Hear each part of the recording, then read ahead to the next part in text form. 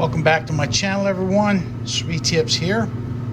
What I have here is some high purity silver crystal that I grew previously in one of my electrolytic silver refining cells. So what we're going to do in this video, we're going to try an experiment.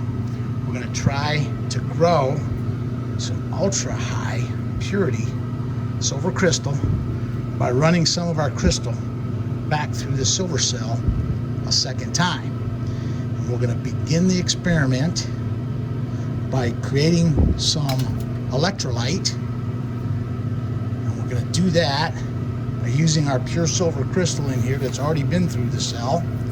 We're going to add that to this beaker. I'm going to use my small cell for this experiment, so we're going to use 600 grams of pure silver crystal to create our electrolyte.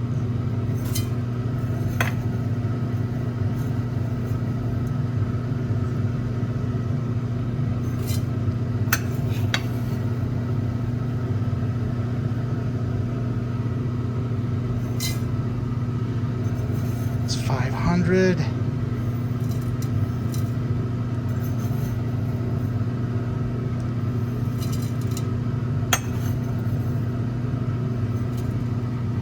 There we go. We got 613 grams of high purity silver crystal in our beaker.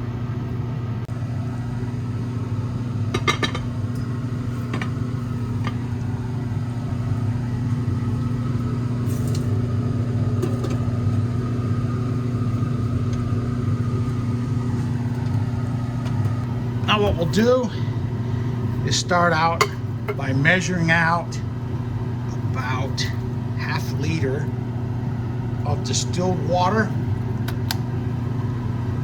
500 milliliters of distilled water. We're going to add that right on into our silver up here.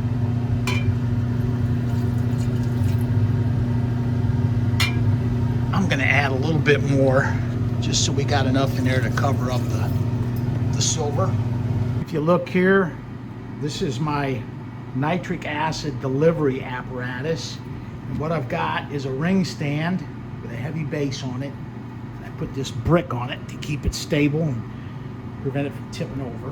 And then up here I've got some PVC piping that I've used to slip over the ring stand upright piece, and I did that so that I can break it here in the middle with a coupling, and I just push it together, and then I can adjust the height of it somewhat to accommodate whatever reaction that I'm doing inside my fume hood. And I've got a spanner wrench for I think it's a water softening system, glued to the top of it. And in here I've got a half liter, 500 milliliter separatory funnel that fits down in there perfect. And I've got the clips. I think I put out in my last video I needed these clips, and one of the viewers suggested that I go to a place called Chemglass, and I did that, and I ordered these, so I've got an abundance of these now. They're only about 30 bucks for these packs of clips, so thank you to the viewer who suggested going to Chemglass. Here we go. I'm going to add about a half a liter of nitric acid. And we're going to use a figure of 0.8 milliliters of nitric acid for every gram of pure silver that we're going to dissolve. I'm just going to fill up this separatory funnel now with some nitric acid.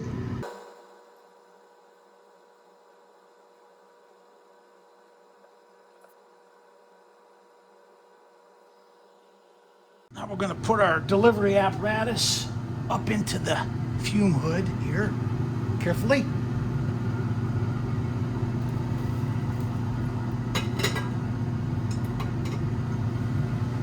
If you do not have pure silver crystal, then what you can do is use pure silver bars or pure silver coins to make your electrolyte.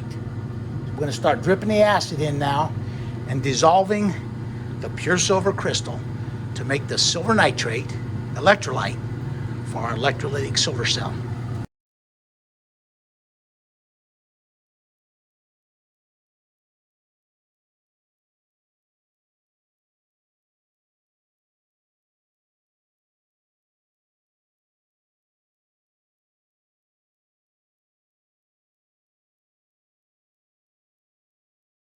I've got all the nitric acid down inside of our beaker now.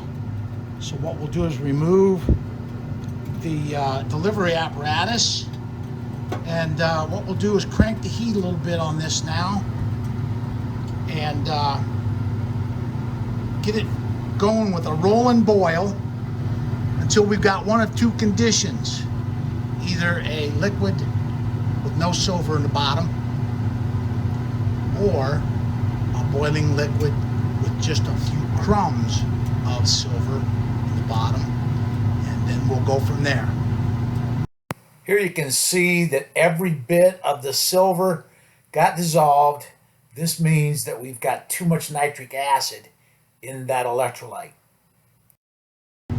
This is one of two conditions. In this condition, our electrolyte has dissolved every bit of the silver. You can see there's still some fume production going on in there, and the electrolyte looks yellow, which means nitric acid in the electrolyte. So what we're going to do now is grab some more silver and add it slowly to consume the remaining nitric acid that's in our electrolyte.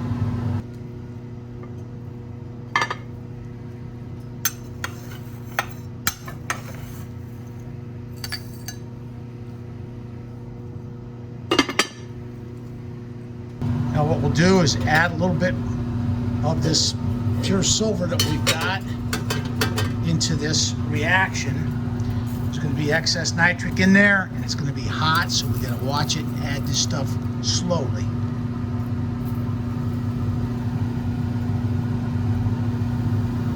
So we got a lot of excess nitric in there. That's an example. See, if we put it in too quickly, we could end up with a runaway reaction that causes our solution to boil over. So we're going to add this stuff slowly. Here I'm adding more pure silver crystal to the electrolyte, and the reason we're doing this is to rid the solution of a whole bunch of excess nitric acid that may be in there. The goal here is to end up with a solution that's got a rolling boil going on and some silver left down in the bottom of the beaker. I think we've got the fumes cleared up in here, and the electrolyte is complete. So what we're going to do is just turn the heat off and let this cool down. While I'm waiting for that electrolyte to cool down, I'm going to go ahead and assemble the silver cell components here. This is our power supply. It's a Hewlett-Packard. This is a model 3614A, rated at 0 to 8 volts DC, 0 to 6 amps. Now we'll assemble the actual cell itself. This is a stainless steel bowl, and these are available on the internet. This shape is the one that I want to use, and I've got a hose clamp here that fits around it. This piece here is the cathode connection for the power supply, and what I do is I take a little bit of Scotch-Brite and I wipe off any corrosion that builds up on there. And so what we're going to do is add this to the back of the cell, attach it to the cathode bowl with the clamp. Here you can see the hose clamp and how it's configured to hold our copper strap in place back here. And I'll just tighten that up with a nut wrench, and that will provide a connection for us to go to the power supply, the negative side of the power supply. This is our cathode connection. All it is a piece of wire with a loop in it that I'll fix back here to the back of the cell with a brass nut. And in the meantime, now what we're going to do is stick it up here on the power supply, on the negative side of the power supply. And I've drilled a hole in the pole here so that the cathode wire fits right up in there, and then I can tighten it down. Now what we'll do is go ahead and make up our cathode connection here. It's just a wire connected to this copper strap. I've got a brass bolt here. I just use a thumb screw down here to tighten it up and hold it securely.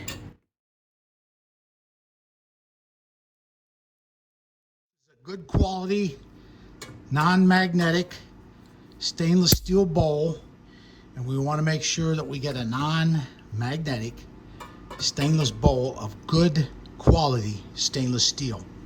I will put the cover on here and just cover it up with a paper towel to make sure nothing falls down into the cell. This is my anode connection for the silver cell. It's a 10 gauge wire that has a pure silver bar cast into it for the best possible connection. And now what we'll do is we'll hook this to the positive side of our power supply. This is my anode basket. It's just a little Rubbermaid food container, small one, like this. I got it at the grocery store, and I cut a hole in the lid and drill some holes down in the bottom of it so that the silver ions, when they dissolve in here, pass through the filter, and they can pass through these holes and travel down into the electrolyte. And this little red lid here with the center cut out acts as a retaining ring to hold the filter in place. This is the filter that I use. It's a universal vacuum cleaner filter that goes over the filter inside of a vacuum cleaner. It's made out of Dacron, and I found that these things work perfect for use in the electrolytic silver cell. What I do is take this filter, turn it inside out so that the seams are out and the tag is out of the way. Take the lid off, the retaining lid, and I push it down into my filter with an empty paper towel tube so that it bottoms out in there. Then I'll slip the ring down over the tube, hold the tube in place with my chin, and attach the retainer ring around the filter, just like that. I'm going to cut away the excess material with a real sharp razor.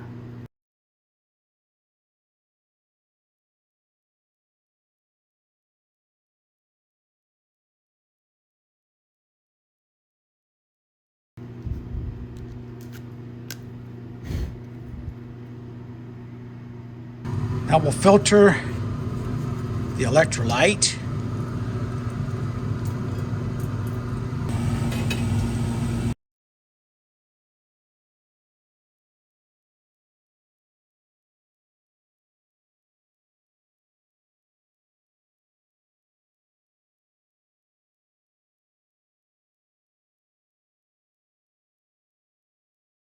Got the electrolyte filtered out now. And as you can see over here, I still got a little bit of silver crystal undissolved. I'll add a little nitric acid and a little bit of heat to that, and we'll redissolve that and use it as electrolyte, fresh electrolyte, to augment the cell as it operates, because the electrolyte does become depleted as the cell runs. Let's go over to the cell now and set this thing up and get this thing running. Let's get the top off of here and just set it off to the side.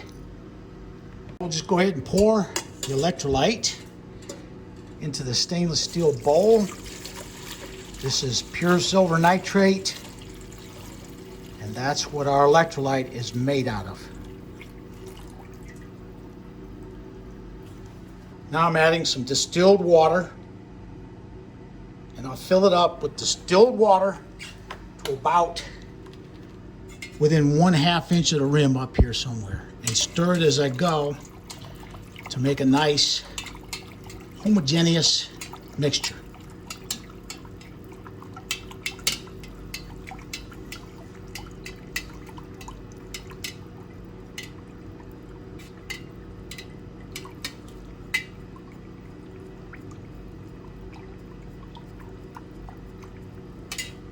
Put our lid back on here now, our cover.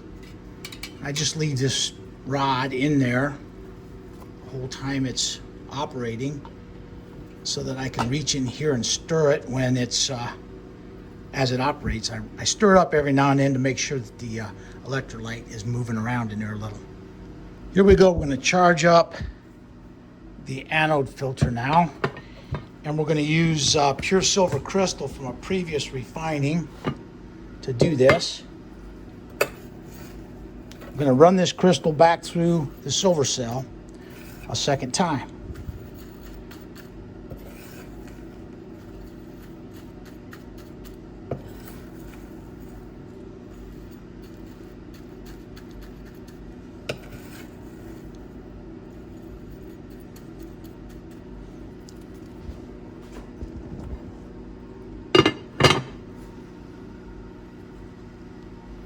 Let's lift our piece of paper off of here. We're going to stick the anode filter basket right down into this hole. And if you look underneath here, you'll see that the anode filter is submerged in the electrolyte, making contact with that bag and with the pure silver crystal that's in the anode filter. Now we're going to put a cover over this little slot here that we're going to use as an observation port, and just keep the dirt and the dust out of there.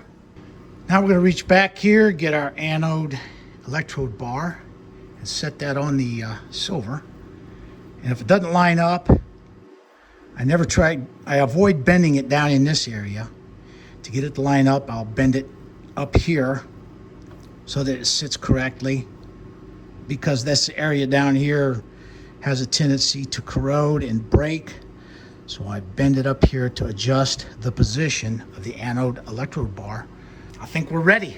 We've got the electrolyte in there. It's properly stirred up and ready to go. So now what we'll do is just go ahead and energize the power supply up here. And let's see what's going to happen.